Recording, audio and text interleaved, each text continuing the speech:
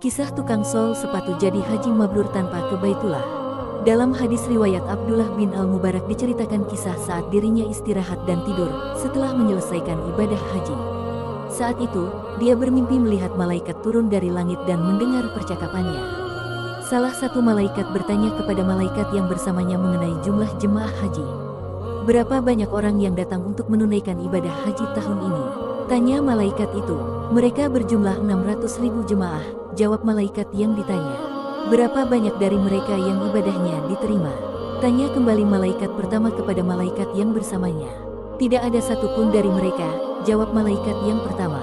Mendengar pernyataan dari malaikat, Abdullah bin Al-Mubarak merasa gemetar.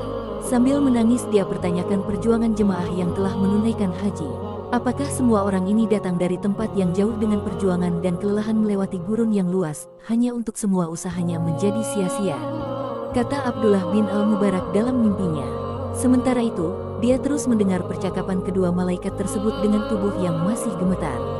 Namun ada seseorang yang meskipun tidak melaksanakan haji, amal perbuatannya diterima oleh Allah dan semua dosanya diampuni. Karena dia, seluruh jemaah haji diterima oleh Allah, kata malaikat kedua. "Bagaimana hal itu bisa terjadi?" tanya malaikat pertama.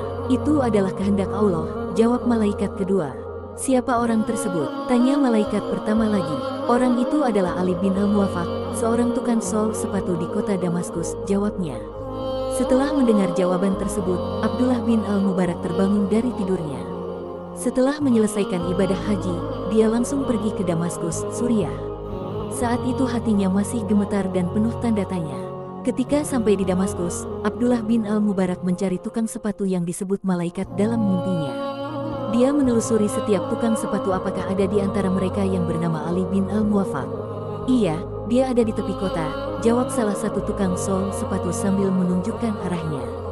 Setelah mendapatkan arah, dia menuju ke tempat yang dimaksud. Sesampainya di sana, nampak seorang tukang sol sepatu yang berpakaian sederhana. "Apakah Anda Ali bin Al-Muwafaq?" tanya Abdullah bin Al-Mubarak. "Iya Tuan, ada yang bisa saya bantu?" tanya tukang. "Saya ingin tahu apa yang telah Anda lakukan sehingga Anda layak menerima pahala haji yang diterima oleh Allah. Padahal Anda tidak pergi menunaikan haji," kata Abdullah bin Al-Mubarak yang masih penasaran. "Saya sendiri tidak tahu, Tuan," jawab Ali bin Al-Muwafaq. "Ceritakanlah kehidupan Anda selama ini," kata Abdullah bin Al-Mubarak. Ali bin Al-Muwafaq kemudian menceritakan kisah hidupnya selama ini. Dia menjelaskan telah menabung selama puluhan tahun untuk naik haji. "Selama puluhan tahun, setiap hari saya menyisihkan sebagian uang dari penghasilan saya sebagai tukang sol sepatu. Saya menabung sedikit demi sedikit hingga akhirnya pada tahun ini, saya memiliki 350 dirham, jumlah yang cukup untuk pergi menunaikan ibadah haji. Saya sudah siap untuk berangkat haji. Tapi Anda tidak pergi menunaikan haji," kata Abdullah bin Al-Mubarak. "Benar," kata Ali bin Al-Muwafaq yang membenarkan. "Apa yang terjadi?" tanya Abdullah bin Al-Mubarak. Ali bin Al-Muwafaq kembali menceritakan alasannya tidak berangkat haji saat uang sudah cukup. "Pada saat itu, istri saya hamil dan sedang mengidam. Ketika saya hendak pergi, dia sangat menginginkan aroma makanan yang lezat," cerita Ali bin Al-Muwafaq. "Suamiku, bisakah kau mencium aroma masakan yang enak ini?" kata istrinya.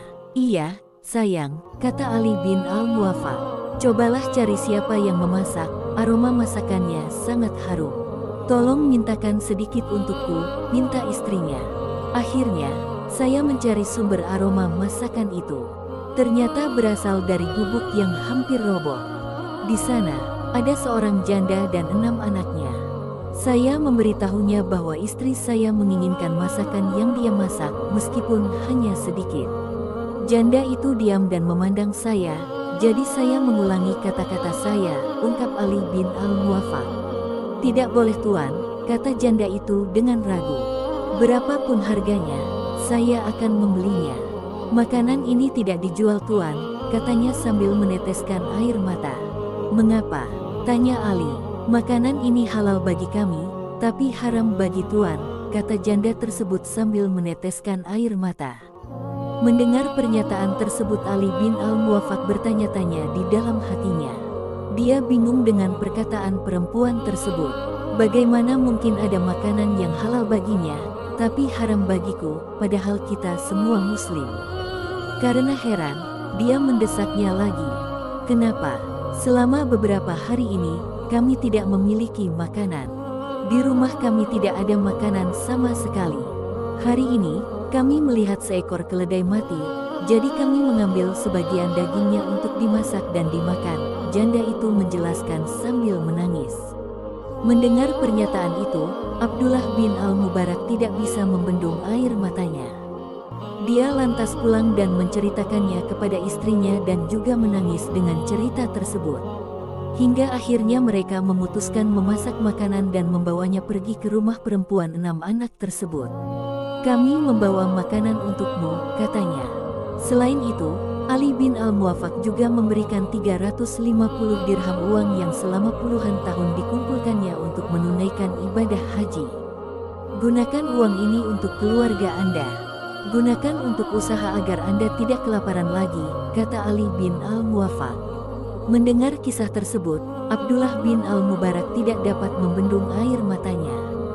Terjawablah pertanyaannya, ternyata amal tersebut yang dilakukan oleh Ali bin Al-Muwaffaq, sehingga Allah Subhanahu wa Ta'ala menerima amalan hajinya meskipun tidak berkesempatan menginjakkan kaki di Baitullah.